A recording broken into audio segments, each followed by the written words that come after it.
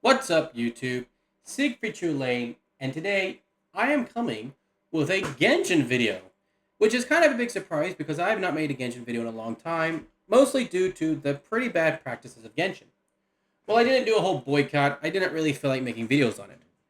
However, with the updates coming in that came at 5.0 and what we're looking at coming forth, and the improvements we're seeing to the game, I feel confident, and not just confident, but really want to make a video in Genshin. Today we're going to be taking a look at is an Archon tier list on how good the Archons are that we have so far in game. And then what my thoughts and what I would like to see in the Pyro Archon and why I think some of my ideas could be possible due to leaks, lore, and just taking a look at Pyro units in general. I will catch you guys in just a few seconds.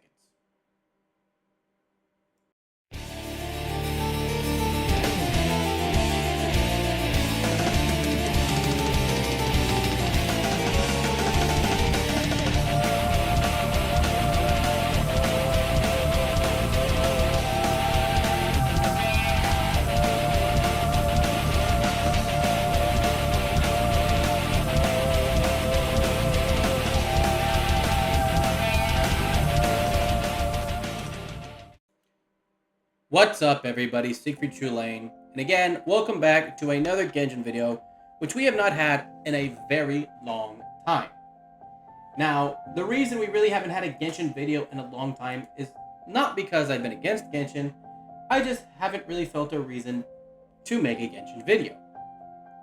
But that's kind of changed from 5.0 with the huge updates that are coming and the fact that we're in the 4th anniversary, and for the first time, the devs seem to have listened to the players and fixed a lot of problems. Not all of them, but a lot of them. And with the problems they've fixed, I have a feeling that I'm actually hopeful that the majority of problems we have, including stamina, will be fixed in maybe within a year. But that's not the point of this video. The point of this video is, one, to take a look at our new Pyro Archon, which I know they call Mavuika, but anybody who plays Honkai Impact 3rd knows her as Murata Himeko. Or if you play Honkai Star Rail, you just know her as Himeko. I'm extremely hyped about pulling her.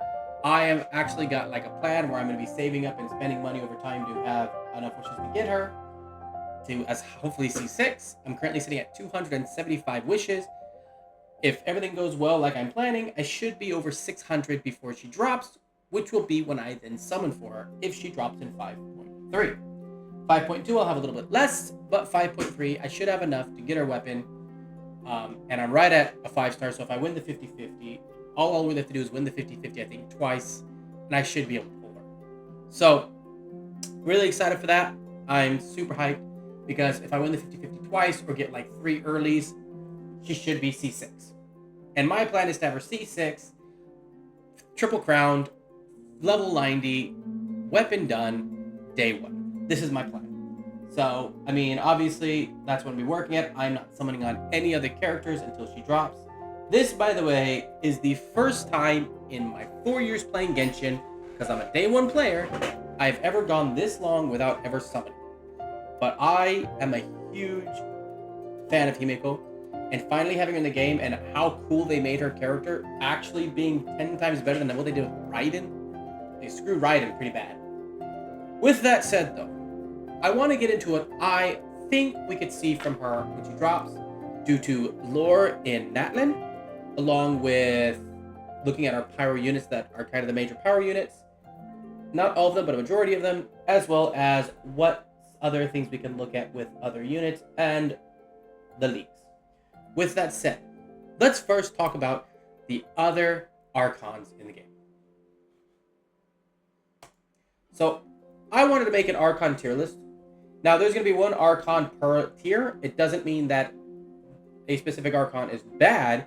It's just not up compared to the other ones. And what's the point of a tier list if you don't have them in the order of how good they are? So I'm going to go order from worst to best. If most of you know me, or I'm pretty sure, and I will give my defense of the S rank Archon, because I think some people might say it's not, but I will give a defense of why it is the best Archon in the game. Let's start with the first one, though, the worst one, Venti. Oh my goodness. Venti is so bad. Venti was good on release in 1.0, but then they released Kazuha, who was an S rank compared to Venti.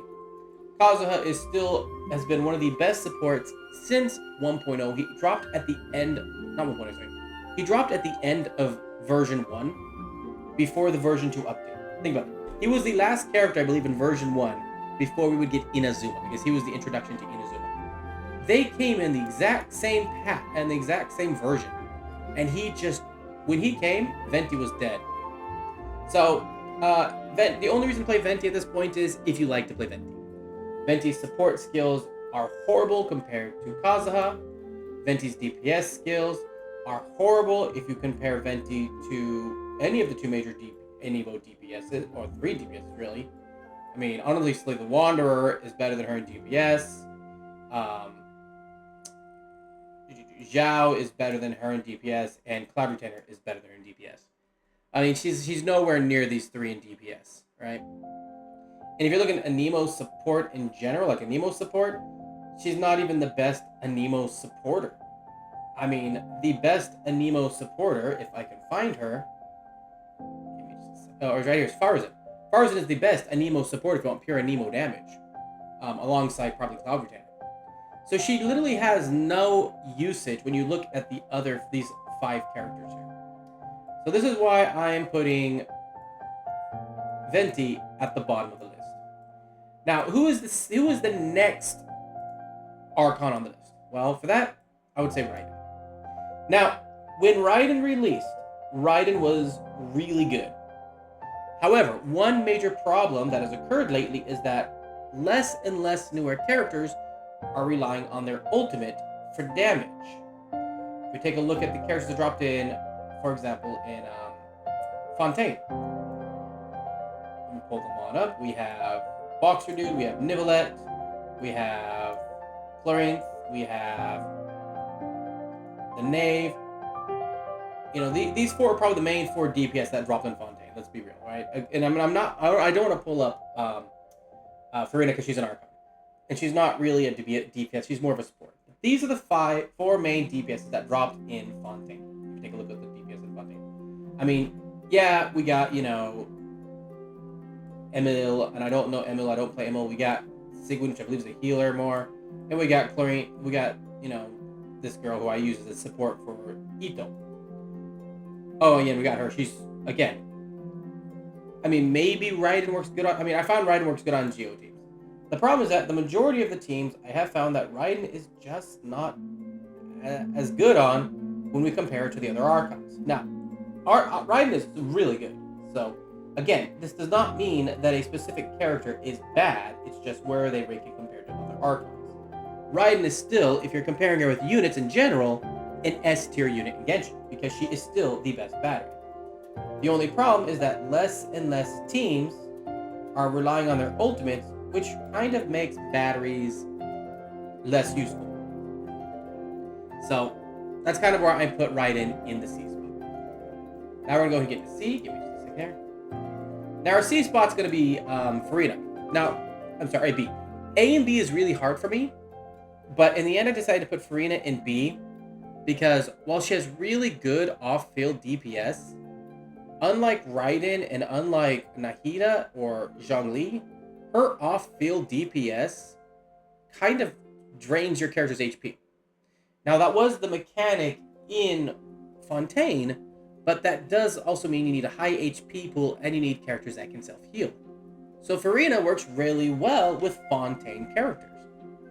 However, with other characters that are not Fontaine, not so well.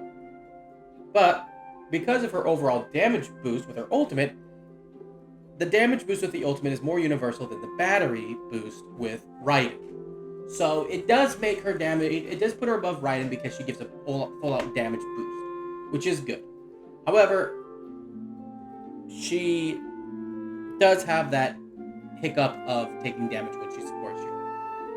Another thing that puts her above Raiden is she can be a healer, and her heals are really good. And as a healer, she's really good. However, as a healer, that's not really how you're mostly going to be playing her. You're usually going to be playing her more for her DPS, off-field support spec. So, This is, by the way, another reason Venti's at D. Venti has no off-field DPS, and every other Archon has off-field DPS, even if one's isn't that great. So pretty much what keeps Farina at B is the fact that her off-field DPS and support do require you to be losing health, which for characters such as Zhao is kind of detrimental to him. And unless you have a specific team to run Zhao for protection, he's going to suffer. In my team, where I have Zhao running with another healer and a shield, Zhao's fine. So let's go take a look at her A. Nahida, 100% A rank. Her ability to buff elemental reactions is just amazing. The fact of the matter is, not only does she work well with Hydro, Electro, Dendro, and Pyro, she boosts up that EM for those reactions. So you can use her for so many abilities, and her off-field DPS is still, I think the highest. I've had her hit off-field for up to 50k, and it's really massive. I mean, I've get some crazy numbers, and if you run her in a double Dendro team, which one of my favorite teams is Raiden, Nahida, Zhongli, and Hytham, that's a really hard-hitting team. But she also runs really well with Zhongli, Nahida, Farina, and the Knave. Runs really well. So, on all of my teams, except my Geo, Anemo, and Cryo teams, she is always on the team. The only three she doesn't go on is Geo, Anemo, and Cryo. So, definitely has, I think, more use than any of the other characters on this list. Definitely a powerhouse, and I hate chibi characters, so if I'm putting a chibi character that high, that means a lot. Now, the final character on this tier list, and I'm pretty sure no one is surprised, some people may disagree, but hear me out, is Zhongli. Now, Zhongli, undeniably, is the best character in Genshin Impact. Still to this day, no character has been as good as Zhongli. Zhongli is still the god of the Archons. I'm convinced that Zhongli might be secretly the Heavenly Principal, because he's still just a monster. And let's talk about why. Number one, he fits on every team perfectly. He is the only character in this tier list that you can put on every team, and it works well. You could make that argument for Raiden, but what she gives does not compete at all to what Zhongli gives. Nahida is useless on Anemo, on Geo, and on Cryo teams. And Farina's life draining ability, well, you either need a healer or Zhongli to be able to do it safely with a lot of characters. Zhongli gives so much to the team. He gets defense and resistance shreds. He gives resistance, knockdown resistance. He gives shield mitigation. And his shields are overly powerful if you build him right. And he is probably the most powerful Archon at C6. Now, I've had people complain about, or I've heard people talk about how Zhongli's C6 isn't really worth it. Well, that is not fully true, because there is a specific thing you can do with a C6 Zhongli that you can't do with any of the other Zhonglis. C6 Zhongli can be an infinite shielder if you know how to build it right. Infinite shielder, because of his Constellation 6 and Constellation 2. So, now again, this is not comparing them at C6, this is more of a comparison, I would say, at C2, where they really become, like the meat in their meal, like where they're really good, right? The meat and potatoes of the meal. But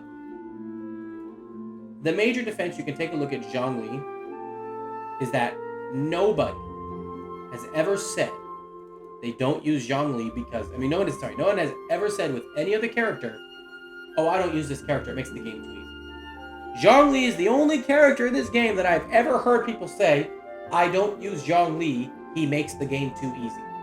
When a character makes the game too easy,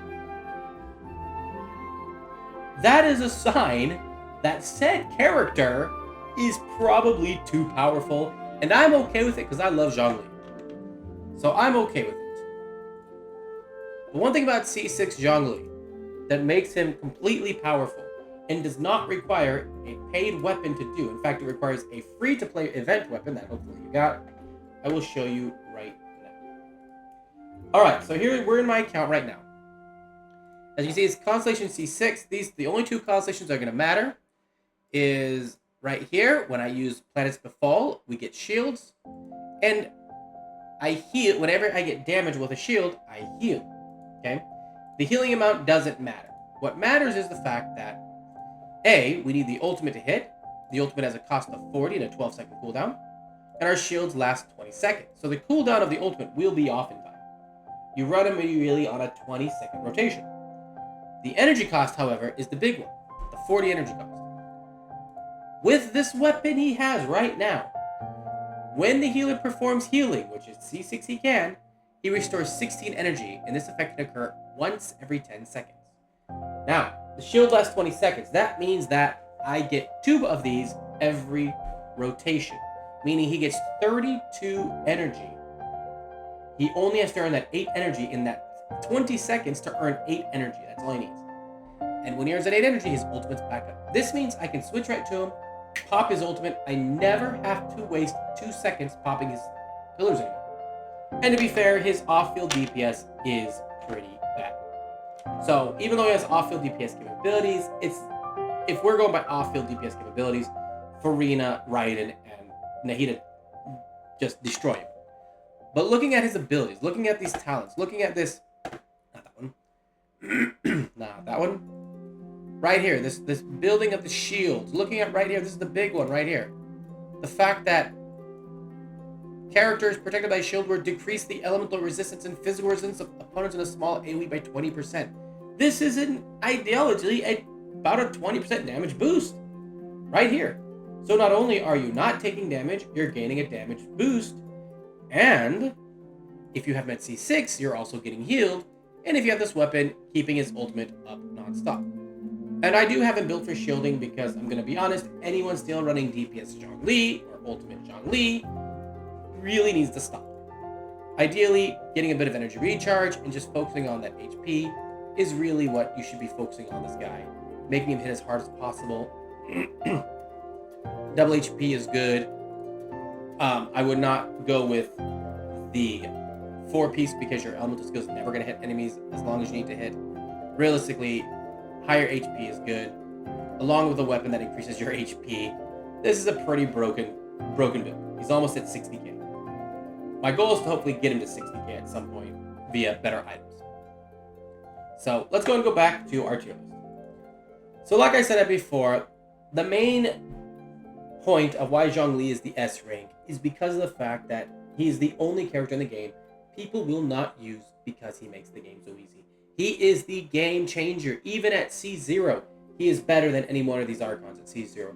At C1, C2, he's better than they are at C2. He is better than every other Archon because if you take a look at, for example, Farina and Nahida's C6, it increases their own personal DPS. It does not increase their support ability, but Zhongli's increases his support ability. Raiden's C6 does increase their support ability, but it's not really useful at this point in a lot of teams. Minus 5 seconds to a person's ultimate really isn't useful if you're running rotations like you are. So that healing is definitely, I think, of all of them, the best.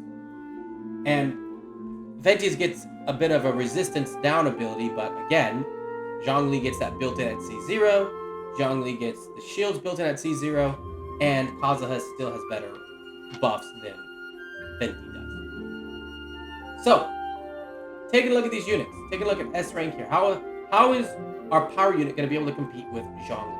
Well, we're going to use D-Look here as a temporary power unit, right?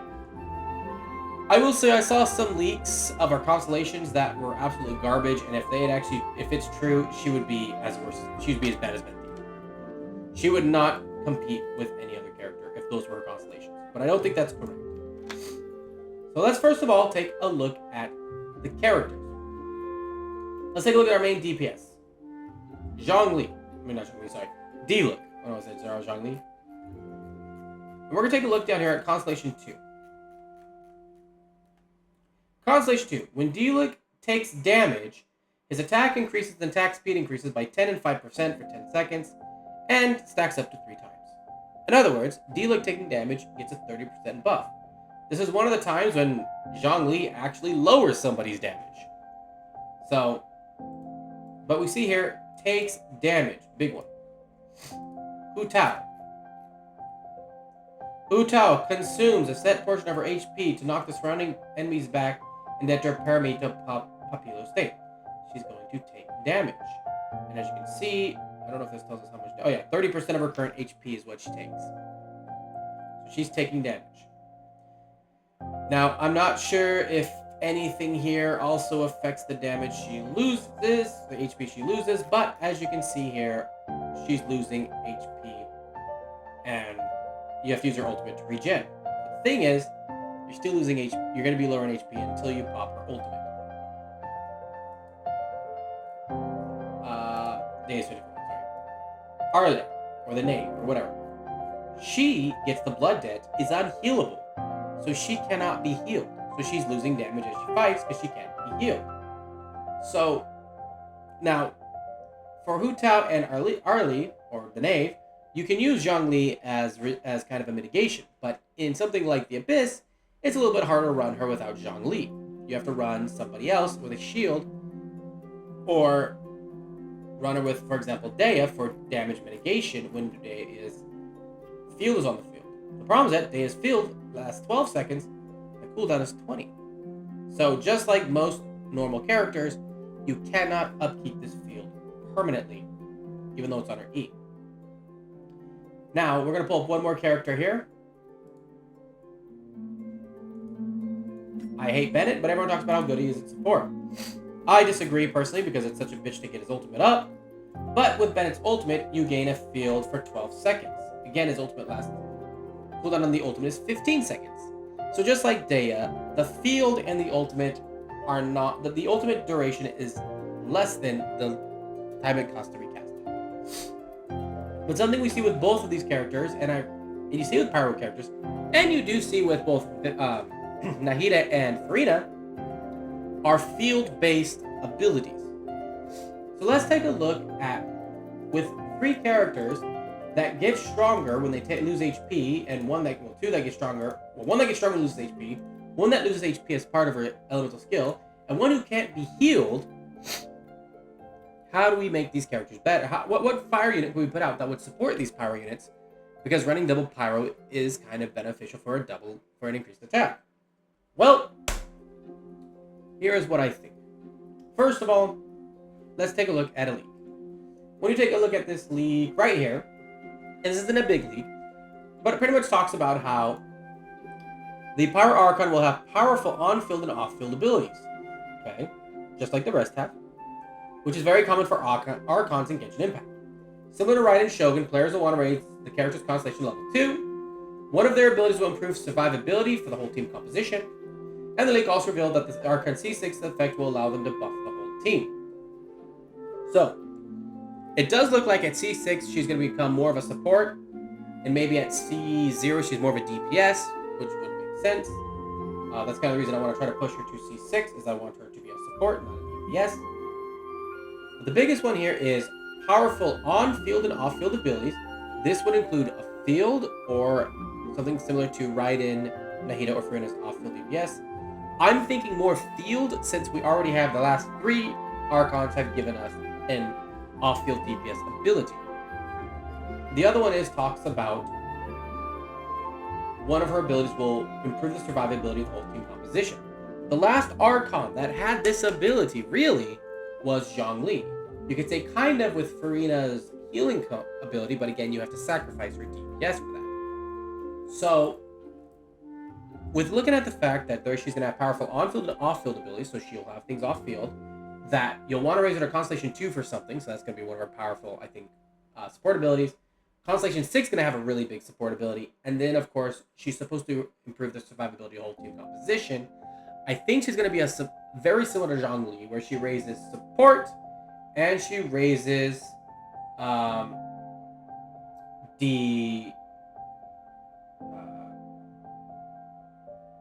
like survivability, defensive abilities, right?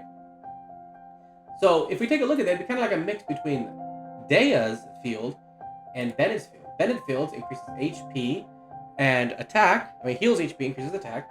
And Dea's field increases knockback resist or interruption resistances and damage mitigation.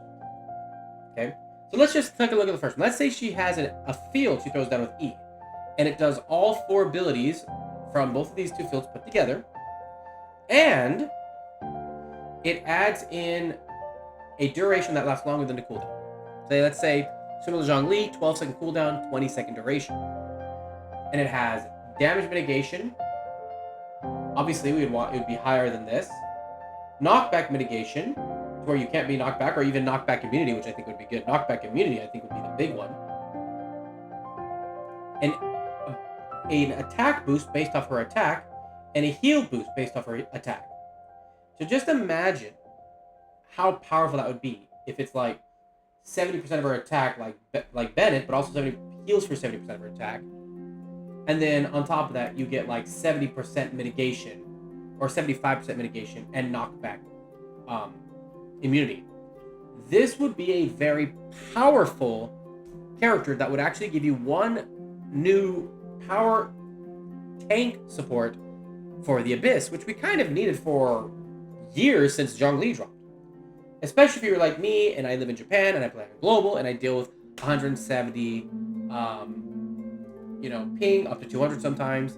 And I've had a lot of people talk about how they don't need it, but I will tell you, it's very nice to not have to deal with getting hit because of that. Now, that I think, and both hope and think, that will be her E ability. Her C2, I think, due to lore in the game so far, because lore in the game so far, she is able to resurrect people. That is part of the lore.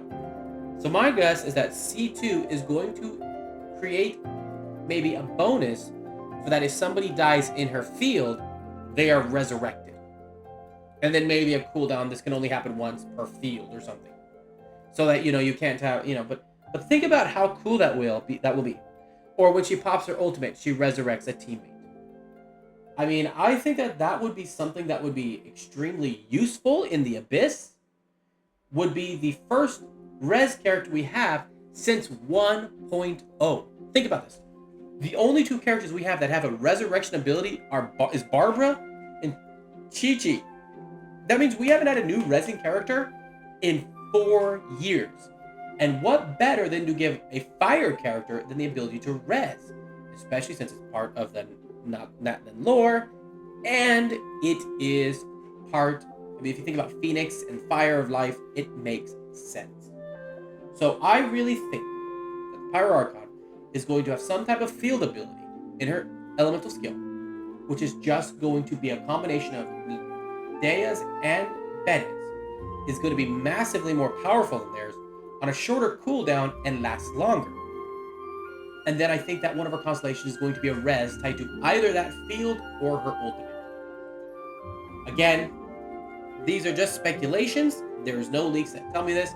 I'm looking at the lore of the game. I'm looking at the leaks that we've seen and looking at other Pyro characters and what would be beneficial. Think about it.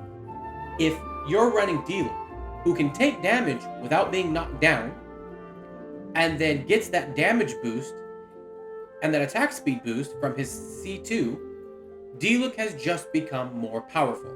He's become better. She would be by far the best, especially when you're getting the double attack resonation. You're getting her attack support. Diluc would actually be a very viable, usable fire DPS again. And Diluc has fallen off.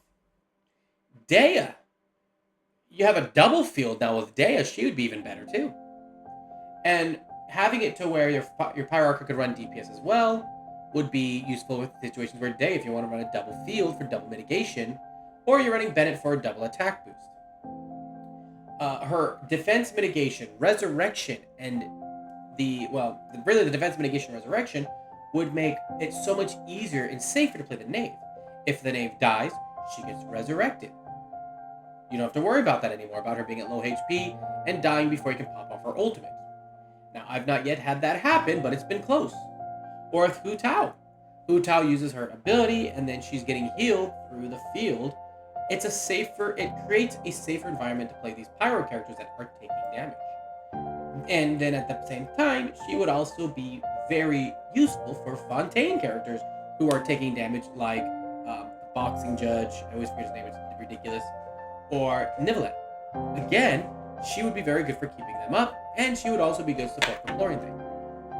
With a skill set like this, and if C2 is a resurrection, you would see another Archon that would actually be at the same level as Zhongli. Because, and again, we use her as kind of pretend it's there. Let's pretend that's the Pyro Archon. We're using male Himiko here. She would fit on every team due to her field having defense mitigation, knockback resistance, attack boost, and a heal boost. She would be able to heal and give it a damage boost, just like Zhongli can at C6. She'd be doing it at C0. She would be giving the defense boost, which Zhongli can do, but Zhongli's, of course, would be better because it's 0 damage. Hers would probably, you'd be taking some damage. And it would be on an elemental skill. It would literally balance these two out to where you would have two characters who would be S rank characters permanently. And I don't think that you would ever come up with a character that would compete with them. But these are just my thoughts, my speculation. I hope they do it because I want to see the Pyro Archon be able to compete with Zhongli. Nothing has completed with Zhongli yet, and I have been, for the last 4 years, wanting another defensive unit. Of all the characters that I wailed on in Genshin Impact, Zhongli is the one I am just happiest about. And he's the only character I would probably wail out on a second time. I mean, I love having Nahida at C6. I love having... Where is she at? Where is my girl? Where's my girl? Where's my girl? Oh, I love having Ito at C6. I do. I think he's really good at C6. I do plan to get Alhaitham to C6 at some time. If he drops before the Pyro Archon, that's going to be really hard for me not to try to get him to C6, because I think he'll be really good at C6 with what he gains at that stage. And then, of course, the last one that I really wailed out again, that I can't find for some reason. Just give me a second. All right, found her. The Knave. All 4 of these are really good at C6, but they're nothing compared to him at C6. I'm just happy about having him at C6. So I would love if she can actually compete with him, and I could have another really good C6 defensive support like Zhongli. That's what I'm looking for. Anyways, guys, that's going to be the video. What do you think? Tell me below. What do you think the Pyro Archon is going to be like? What is your ideal? What do you think would be the best form of Pyro Archon? I know some people might say DPS. Right now, I'm going to say if they make Pyro Archon a DPS, that is the worst decision to make.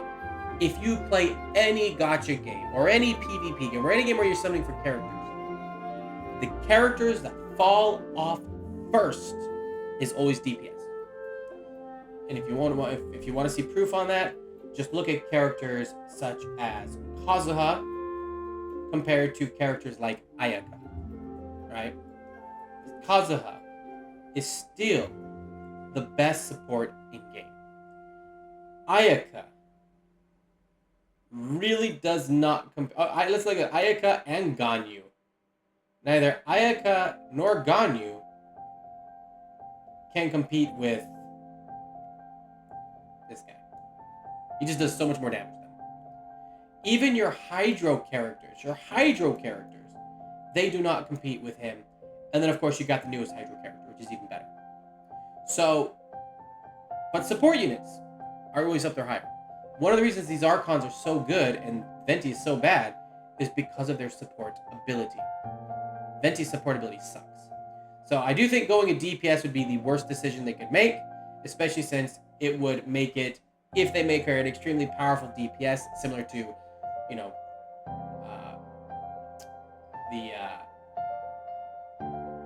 Raiden Mei in Honkai Star Realm, then there'd be no reason to summon for another DPS probably in the game. So anyways, guys, that's my thoughts. Let me know your thoughts below. I will catch you all later. Peace out.